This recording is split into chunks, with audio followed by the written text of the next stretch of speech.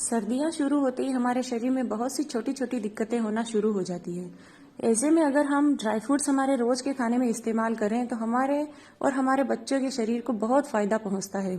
तो आज मैं जो आपके साथ में ये रेसिपी शेयर करूंगी, इसको आप एंड तक जरूर फॉलो कीजिएगा, क्योंकि मैं इसके साथ में बहुत सी आपको टिप्स और ट्रिक्स बताऊंगी, जिसके अनुसार अगर आप ये बनाएंगे तो ये बहुत ही टेस्टी बनके तैयार होंगे और साथ ही बहुत दिन तक ताज़ा भी रहेंगे। तो आपसे बच्चे अगर दूर हॉस्टल में रह रहे हैं तो उनको भी आप इजीली भेज पाएंगे। नमस्कार दोस्तों, कुक विद रेखा में आपका स्वागत है। तो रेसिपी बनाना शुरू करते हैं। 200 ग्राम बादाम, 50 ग्राम पोस्तदाना, 100 ग्राम मगज के बीज, 150 ग्राम पिस्ता, 200 ग्राम काजू और 300 ग्राम खजूर लिए हैं मैंने।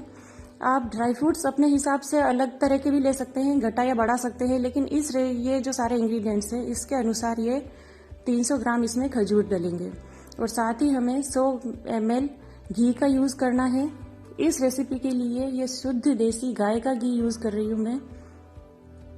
और सारा घी हम एक ही बार में डाल देंगे और बाद में पूरी रेसिपी इसी में बनकर तैयार हो जाएगी। सबसे पहले हम बादाम को फ्राई कर लेते हैं इसमें।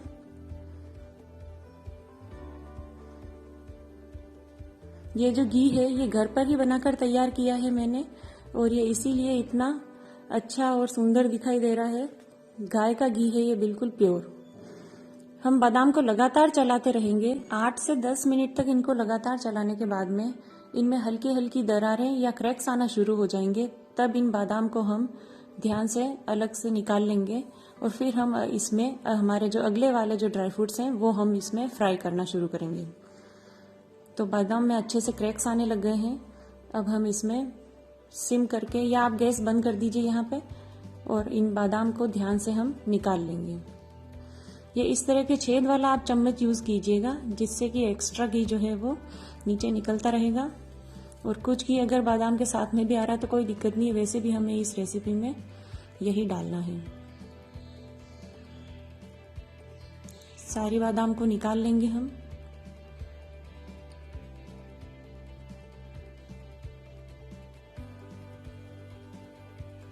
अब हम इसमें हमारे काजू और पिस्ता दोनों को साथ में ही फ्राई कर लेंगे।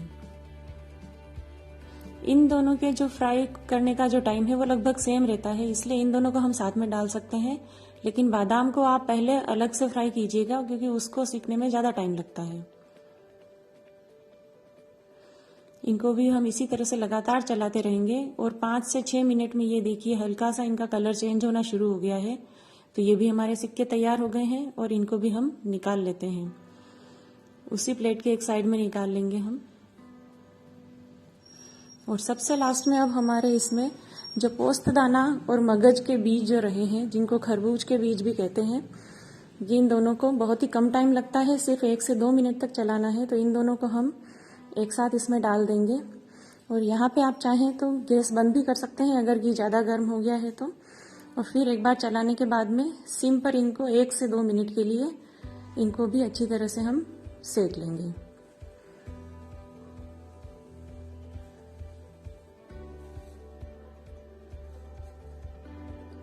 इनमें भी खरबूज के बीज हल्का हल्का तड़कना शुरू हो जाए तो आप समझ लीजिएगा कि ये सिक्कर तैयार हो गए हैं। और अब आप गैस बंद करके और इस कढ़ाई को अलग से रख लीजिए। इसमें आप किशमिश भी यूज़ कर सकते हैं, लेकिन उसके डालने के बाद में ये लड्डू ज़्यादा दिन तक सेफ नहीं रहते हैं। अब हम बादाम को कूट कर तैयार कर लेंगे। इस तरह से हाथ से कूटने से इनके जो टुकड़े हैं वो एक जैसे टुकड़े होते हैं और हल्का दरदरा ही करना है हमको। मिक्सर में पीसने से इनका बहुत बारीक पेस्ट हो जाता है, तो वैसा नहीं चाहिए हमें। और इनको हल्का दरदरा करने के लिए आप हाथ से ही इस तरह से कूटें। और हाथ से कूटने से एक फायदा ये भी है कि जो आपके जो ड्राई फ्रूट्स हैं उनके जो ऑयल है उनके अंदर वो अच्छे से रिलीज होता है। इसलिए पुराने जमाने में भी जो हाथ से कूटकर जो चीज़ यूज की जाती थी उसका टेस्ट ही अलग होता था। पहले बादाम कूटकर अलग निकाल ली है, अब इन बचे हुए ड्राई फ्रूट्स को भी हम अलग से कूट लेंगे। वैसे भी कहते हैं कि बेहतर नतीजे पाने के लिए कुछ मेहनत तो करनी ही पड़ती है, इसलिए मैं यही सजेस्ट करूंगी कि आप इसको मिक्सर में ना चलाएं और अच्छे से फायदा करने के लिए आप इसको हाथ से ही इस तरह से कूट कर दरदरा पाउडर तैयार कर लें। अगर आपको थोड़ा और बारीक चाहिए तब भी आप हाथ से ही कूट कर उसको बारीक पाउडर बनाएं। इन्हीं छोटी छोटी बातों का अगर आप ध्यान रखेंगे तो ये लड्डू आपके एकदम स्वादिष्ट बनकर तैयार होंगे और आपके काफी दिनों तक ये ताजा ही रहेंगे, खराब नहीं होंगे। सारे ड्राई फ्रूट का हमने पाउडर बना के तैयार कर लिया है। अब जो हमारा नेक्स्ट स्टेप है वो ये है कि हमें जो खजूर है उसको भी हल्का दरदरा करना है। खरबूज के बीज वैसे तो बारीक ही होते हैं, बहुत ही नाजुक होते हैं, तो इसलिए इसको आप इस तरह से कढ़ाई में ही हल्का हल्का सा चला सकते हैं। खजूर जो है वो सारे अगर आप एक साथ पीसना चाहेंगे तो ये नहीं पिसाएंगे और वैसे भी इसका कभी भी बारीक पेस्ट आप नहीं बना पाएंगे। आप इनको थोड़े थोड़े करके मिक्सर में चलाते रहिए और इसको हल्का दरदरा पेस्ट हम बना पाएंगे। अगर आपको बिल्कुल बारीक पेस्ट चाहिए तो हमें पानी का यूज करना पड़ेगा और इस रेसिपी में हम पानी का यूज बिल्कुल भी नहीं करेंगे, क्योंकि पानी का यूज करने के बाद में ड्राई फ्रूट जो है वो जल्दी खराब हो जाते हैं।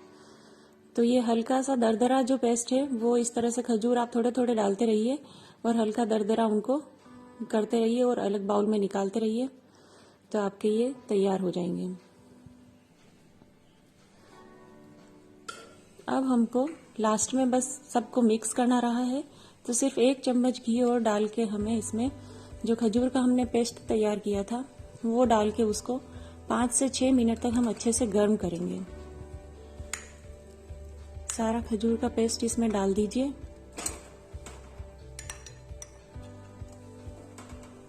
और इसको अच्छे से दबा दबा के और इसमें गरम करते रहेंगे, ताकि इन खजूर में अगर थोड़ी सी इम्प्योरिटीज होगी या कहीं पे अगर थोड़ा सा पानी का कुछ भी रहा होगा तो वो भी अच्छे से गर्म हो जाएगा और इसमें से बहुत ही अच्छी सौंधी सी खुशबू भी आने लगेगी। इस तरह से दबाते रहिए इनको गोल गोल चलाते हुए और 5 से 6 मिनट में अच्छे से गर्म हो जाएंगे ये। अब हमारा जो दरदरा पिसा हुआ पाउडर था सारे ड्राई फ्रूट्स का वो इसमें मिला देंगे हम।